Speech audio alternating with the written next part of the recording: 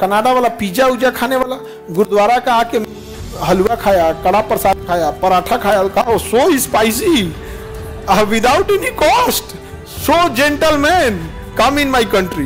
वाह, कनाडा वाले लोगों को दवादौड़ हो गया, वो पोजीशन होल्ड कर लिए, जमींदार बन गए, वहां बिजनेस कर लिए, दुकानें खोल दिए, एजेंसी खोल दिए, इवन कि वहां एक विधायक बन गया, सांसद बन के मंत्री बन गया। आने वाले 10-15 साल में वहां का प्रधानमंत्री कोई सिख हो जाएगा।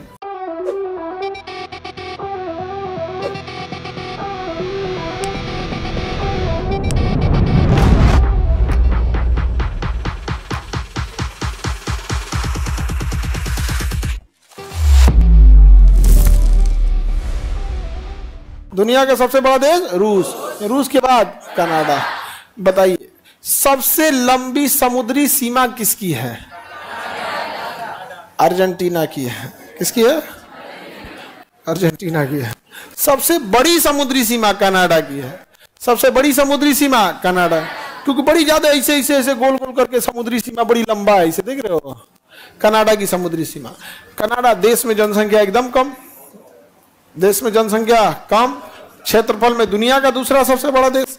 और हमारे भारत से सिख लोग द्वितीय विश्व युद्ध के समय बहुत सारे लोग कहाँ गए? कनाडा। और कनाडा गए तो जनसंख्या वहां थी नहीं, और ये लोग थे मेहनती, तो मेहनत के दम पर इन्होंने अपना बिजनेस किया, दुकान किए, सब कुछ किया। ये लोग पंजाबी तो मेहनती होते ही हैं सिख लोग, और वहाँ ईमानदारी में इन लोग कोई बेईमानी ये नहीं कि कहीं से लूट ले। इन लोग के गुरुद्वारा में खुदे खाना मिलते रहता है, तो समाज की भी सेवा किए, गुरुद्वारा वहाँ भी चलाएं। वहाँ के लोग कनाडा वाला पिज्जा उज्जा खाने वाला गुरुद्वारा का आके हलवा खाया, कड़ा प्रसाद खाया, पराठा खाया, कहा सो spicy without any cost, so gentleman come in my country. वाह, कनाडा वाले लोगों को दवादौड़ हो गया। मुसलमानों को कमाने के लिए सऊदी अरब दिख गया, मुसलमानों को कमाने के लिए क्या दिख गया? सऊदी अरब दिख गया। पर मुसलमानों में क्या है ना कि उनको पैसा आ रहा है ना, तो फिर वो एजुकेशन पे अगली पीढ़ी पे ध्यान देते हैं। सऊदी अरब में भी बड़ी संख्या में मुस्लिम कमाने गए हैं, लेकिन किसी पोजीशन को होल्ड करके नहीं बैठे हैं। सिख जब भारत से कनाडा गए तो मुसलमानों की तरह जाके नहीं बैठ गए वहां पे, वो पोजीशन होल्ड कर लिए, जमींदार बन गए, वहां बिजनेस कर लिए, दुकानें खोल दिए, एजेंसी खोल दिए, इवन कि वहां एक विधायक बन गया, सांसद बन के मंत्री बन गया। आज सिखों के सपोर्ट के बिना कनाडा में सरकार नहीं बन सकती है। सिखों का वहां पे कितना बड़ा वर्चस्व हो गया, सोचिए। हो गया कि नहीं हो गया? पढ़े लिखे भी थे, अब कनाडा वो पढ़ने भी चले गए, सब कुछ चले गए यहाँ पर। आज कनाडा में बड़ी संख्या किसकी है? सिख लोगों की है। समझ में आ गया कि नहीं आ गया? कहाँ पे? कनाडा में। और कनाडा में नहीं, कनाडा में अंग्रेजी के बाद पंजाबी बोली जाती है। कनाडा में अंग्रेजी के बाद क्या बोली जाती है? पंजाबी बोली जाती है। आगे बढ़ जाए, वहां ट्रक ड्राइवर से लेके ढाबा, रेस्टोरेंट, सब चीज कौन बना दिए? विधायक बन गए सब 8-10 ठो, मंत्री, सांसद, सब हो गया। तुमको बताते ना, आने वाले 10-15 साल में वहां का प्रधानमंत्री कोई सिख हो जाएगा। गठबंधन की सरकार बनेगी और कोई ना कोई क्या बन जाएगा? सिख। ये एक जस्टिन ट्रूडो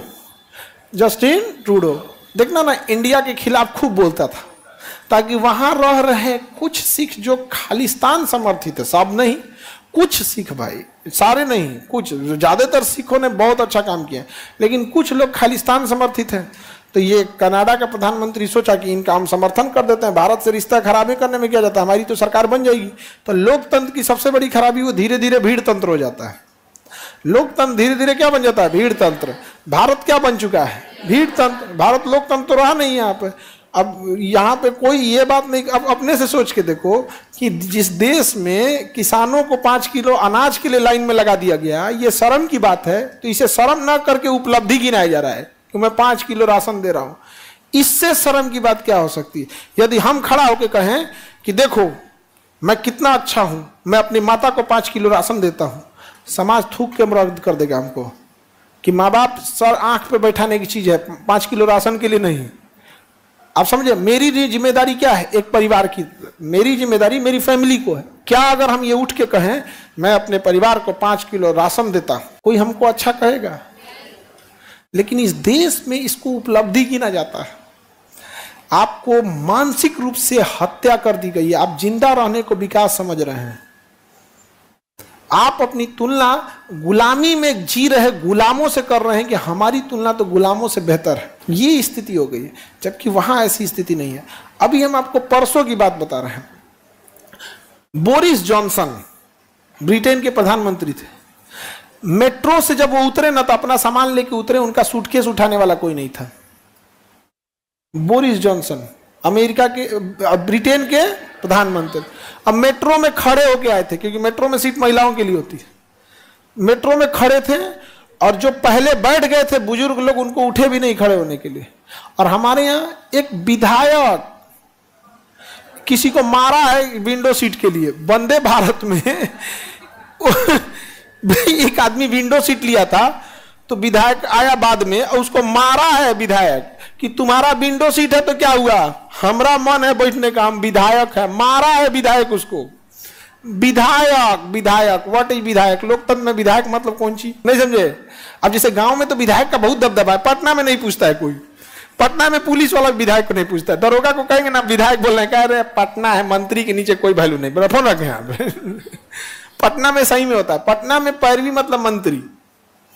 पटना में कोई विधायक अगर फोन करेंगे ना थाना को, तो होमगार्ड को दे देगा, बतिया ले तुम। पटना है पटना। लेकिन तुम्हारे यहाँ गांव में तो विधायक अमीशपुरी है। गांव में तो विधायक क्या है, अमीशपुरी है। बड़ा बाबू हमेशा आगे पीछे करते रहेंगे, हाँ विधायक जी, विधायक जी, विधायक। पटना में नहीं होता है। पटना में सीधा मंत्री। अब मंत्री में भी आरा गरा मंत्री नहीं, सरकार के 5-6 गो फेवरेट मंत्री होते हैं सब। वो भाई उन्हीं की बात सुनेगा, बाकी का सुनबो नहीं करेगा। यहाँ पे सबका थोड़े सुन लेता है।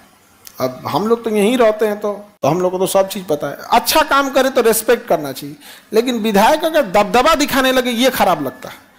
आप विधायक बन के क्या कीजिए, अच्छा काम कीजिए, इज्जत होगी आप। तो कनाडा में सिख लोग की संख्या ज्यादा है या कम? बहुत ज्यादा है यहाँ पे। यहाँ देखो, ये ग्रीनलैंड एक जगह